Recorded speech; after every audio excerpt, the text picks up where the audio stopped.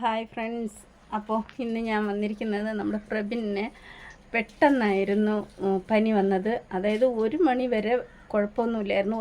ഒരു മണി എന്നല്ല 1:20 വരെ കുഴപ്പമൊന്നുമില്ലായിരുന്നു. നല്ല രീതിയിൽ അവൻ എന്നോട് സംസാരിച്ചു, ഞാൻ അവനോട് സംസാരിച്ച് കളിച്ച് ചിരിച്ചിരുന്നതായിരുന്നു. ഞങ്ങളിങ്ങനെ വീഡിയോ കാര്യമൊക്കെ പറഞ്ഞ് എഡിറ്റിങ്ങൊക്കെ ചെയ്തുകൊണ്ടിരിക്കുന്ന സമയത്ത് അവനാണെങ്കിൽ എൻ്റെ അടുത്ത് നിന്ന് എണീറ്റ് പോയി അവിടെ കട്ടിലിൽ പോയി കിടന്നു. അവൻ കിടക്കുന്ന കട്ടിലിൽ പോയി കിടന്ന് ഒരു കുറച്ച് സമയമായപ്പോൾ ഇവൻ എന്നോട് സംസാരിക്കുന്നില്ല. അവിടെ കിടന്നുകൊണ്ട് എന്നോട് സംസാരിച്ചുകൊണ്ടിരിക്കുകയായിരുന്നു, ഞാൻ അവനോട് സംസാരിച്ചുകൊണ്ടിരിക്കുകയായിരുന്നു. അപ്പോൾ കുറച്ച് കഴിഞ്ഞപ്പോൾ ഇവൻ എന്നോട് സംസാരിക്കുന്നില്ല. അപ്പോൾ ഞാൻ എന്തരടാ എന്ന് ചോദിച്ചും കൊണ്ട്, നീ എന്താടാ ചോറ് കഴിക്കാൻ വരാത്തേ എന്ന് പറഞ്ഞുകൊണ്ട്, ചോറ് എന്താ നിനക്ക് വേണ്ടാത്തേ എന്നൊക്കെ ചോദിച്ച് ഞാൻ ഇവൻ്റെ അടുത്തേക്ക് ചെന്നപ്പോൾ ഇവൻ തലയിൽ കൂടി തുണിയൊക്കെ മൂടിക്കൊണ്ട് അങ്ങ് പുതച്ച് കിടക്കുകയാണ്. അപ്പോൾ ഞാൻ എന്താണ് നിനക്ക് പറ്റിയെന്ന് പറഞ്ഞാൽ ഞാൻ പെട്ടെന്ന് ഇവൻ്റെ ആ തുണി എടുത്തപ്പോൾ തുണിയിൽ നിന്ന് എൻ്റെ കൈയൊക്കെ നല്ല ചൂടടിക്കണം, ആവി പോലെ ചൂടടിക്കാൻ കേട്ടോ.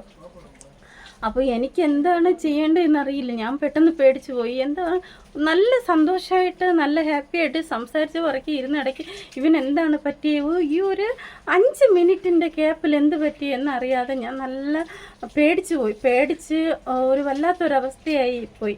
അപ്പോൾ ഇവൻ പറഞ്ഞു കുഴപ്പമില്ല അമ്മ, കുഴപ്പമില്ല എന്ന് പറഞ്ഞു. എന്നാലും എനിക്ക് നല്ല പേടിയായിട്ട് ഞാൻ എന്ത് ചെയ്തു, ഇവൻ്റെ നെറ്റിയിലൊക്കെ കഴിച്ചപ്പോൾ നല്ല തീ പോലത്തെ ആ ഒരു ഇതാണ്.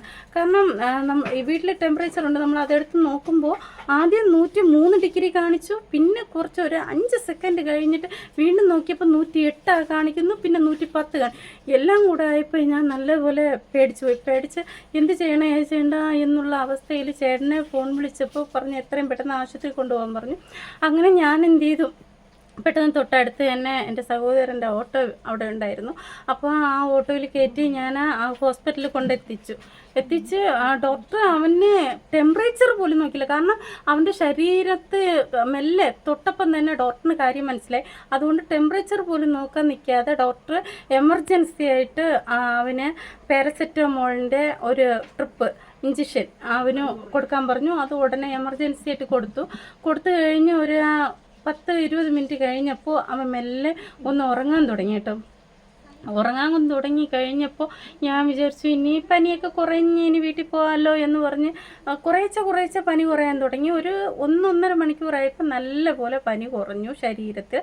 അപ്പോൾ എനിക്ക് ഭയങ്കര സന്തോഷമായി. ഞാൻ അതിനു മുമ്പ് തന്നെ ട്രിപ്പ് ഇട്ടുകൊണ്ടിരുന്നപ്പം തന്നെ ഞാൻ ആ ഇഞ്ചക്ഷൻ മരുന്ന് അവൻ്റെ ശരീരത്തിൽ കയറിക്കൊണ്ടിരുന്ന ആ സമയത്ത് തന്നെ ഞാൻ നിങ്ങൾക്കെല്ലാം വ്ലോഗ് ഇട്ട് കഴിഞ്ഞു. അപ്പോൾ നിങ്ങളുടെ പ്രാർത്ഥനയെല്ലാം തന്നെയാണ് ഞാൻ ഇപ്പോൾ ഇവിടെ ഇരുന്ന് ഇങ്ങനെ നിങ്ങളോട് സംസാരിക്കാൻ തന്നെ കാരണം. അല്ലെങ്കിൽ ഞാനിപ്പോൾ ഉണ്ടാവുമെന്നുള്ളത് തന്നെ എനിക്ക് അറിയില്ല കേട്ടോ. അത്രയ്ക്ക് ഞാൻ ടെൻഷൻ അടിച്ചു പോയി. കാരണം ഇരിക്കുന്ന ഇരിപ്പിൽ വന്നതുകൊണ്ടാണ് കേട്ടോ. അങ്ങനെ ഡോക്ടർ എന്നെ ഇവൻ്റെ കാര്യങ്ങൾ അറിയാവുന്നുള്ള ഒരു ഡോക്ടറായിരുന്നു. അതുകൊണ്ട് എനിക്ക് കൂടുതൽ ഡോക്ടറോട് കാര്യങ്ങൾ തുറന്ന് പറഞ്ഞ് ടൈം വേസ്റ്റ് ചെയ്യേണ്ടി വന്നില്ല. അപ്പോൾ ഡോക്ടറാണെങ്കിൽ പറഞ്ഞു എമർജൻസി ആയിട്ട് കൗണ്ടിൻ്റെ ടെസ്റ്റുകളൊക്കെ ചെയ്യണം ഒക്കെ എന്ന് പറഞ്ഞിട്ട് എല്ലാം എഴുതി തന്നു. ഞാൻ ഉടനെ തന്നെ പാറശാല ഹോസ്പിറ്റലിൽ പ്രബിനെ എല്ലാവർക്കും അറിയാം. അതുകൊണ്ട് തന്നെ എനിക്ക് എമർജൻസി ആയിട്ടുള്ള കാര്യം ആയതുകൊണ്ട് തന്നെ ഞാൻ അവിടെ പോയി ക്യൂ നിൽക്കേണ്ടി ഒന്നും വന്നില്ല. എല്ലാ കാര്യങ്ങളും അവർ ഫാസ്റ്റായിട്ട് എനിക്ക് ചെയ്തു തന്നു. അതിനൊക്കെ ഞാൻ ഒരുപാട് നന്ദി പറയാണ് കേട്ടോ. പാറശാല ഹോസ്പിറ്റലിൽ ആ ഒരു ലാബിലെ സിസ്റ്ററിനോടും നമ്മുടെ കാഷ്വാലിറ്റി ഇരുന്ന ഡോക്ടറോടൊക്കെ ഒരുപാട് നന്ദിയുണ്ട് ഈ ഒരു കാര്യത്തിൽ. അപ്പം ഈ ഒരു കാര്യം അവിടുത്തെ സിസ്റ്റർ പെട്ടെന്ന് റെഡിയാക്കി എനിക്ക് തരികയും, അപ്പോൾ ഒരു മണിക്കൂറിനകത്ത് മാക്സിമം 2 മണിക്കൂറൊക്കെ ആവും, പക്ഷേ എനിക്ക് 1 മണിക്കൂറിനകത്ത് തന്നെ അവരെനിക്ക് റിസൾട്ട് തരികയും ചെയ്തു. അപ്പോൾ ഞങ്ങൾ അത് കാണിച്ചപ്പം അവന് ഇൻഫെക്ഷൻ ആയതാണ് കേട്ടോ. ബ്ലഡിൽ കൗണ്ട് കുറവുണ്ട്, ഇൻഫെക്ഷനായി. എല്ലാം കൊണ്ടും തല നല്ല കറക്കവും ഉണ്ടായിരുന്നു, BP കുറവായിരുന്നു. അങ്ങനെ അതിൻ്റേതായിട്ടുള്ള അടുത്ത ട്രീറ്റ്മെൻറ്റ് നമുക്ക് ചെയ്യേണ്ടി വന്നു.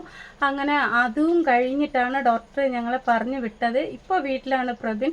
പക്ഷേ ഇനി അവൻ്റെ ശരീരത്തിൽ പനി വരികയാണെങ്കിൽ തിരുവനന്തപുരം RCC തന്നെ കൊണ്ടുപോകാൻ ഡോക്ടർ പറഞ്ഞിട്ടുണ്ട്. അപ്പം ഇപ്പോൾ തൽക്കാലം മെഡിസിൻ തന്നിട്ടുണ്ട്, പനിക്ക് ഉള്ള മെഡിസിനും തന്നിട്ടുണ്ട്. ഇനി ഇൻഫെക്ഷൻ ആവാതെ നോക്കണം എന്നൊക്കെയുള്ള കാര്യങ്ങൾ ഡോക്ടർ വ്യക്തമായിട്ട് പറഞ്ഞു വിട്ടിട്ടുണ്ട്. അപ്പോൾ പ്രബിന് വേണ്ടി ഞാൻ ഇപ്പോൾ ഈ വ്ലോഗ് ഇങ്ങനെ നിങ്ങളുടെ മുന്നിൽ ചെയ്യാൻ കാര്യം തന്നെ നിങ്ങൾ എമർജൻസി ആയിട്ട് പ്രബിന് വേണ്ടി പ്രാർത്ഥിക്കണോ എന്ന് ഞാൻ നിങ്ങളോട് ആവശ്യപ്പെട്ടപ്പോൾ നിങ്ങളെല്ലാവരും മെസ്സേജ് ഇട്ടു, അവന് വേണ്ടി പ്രാർത്ഥിച്ചു. ഒരു 2-3 മണിക്കൂർ കൊണ്ട് നിങ്ങൾ എല്ലാവരുടെ ഞാൻ ഉദ്ദേശിച്ചതിൽ കൂടുതൽ ആൾക്കാരുടെ കയ്യിലേക്ക് ആ വീഡിയോ എത്തി. ഒരുപാട് താങ്ക്സ്, ഒരുപാട് താങ്ക്സ്. അപ്പോൾ നിങ്ങളെല്ലാവരും പ്രാർത്ഥിച്ച എല്ലാവർക്കും ഞാൻ നന്ദി പറയുകയാണ്. അപ്പോൾ ശരി, അങ്ങനെ അടുത്തൊരു വീഡിയോയിൽ കാണാം കേട്ടോ. ഞാൻ പ്രബിൻ്റെ ഡീറ്റെയിൽസ് എല്ലാം ഇവിടെ കൊടുക്കാം കേട്ടോ. Okay, by.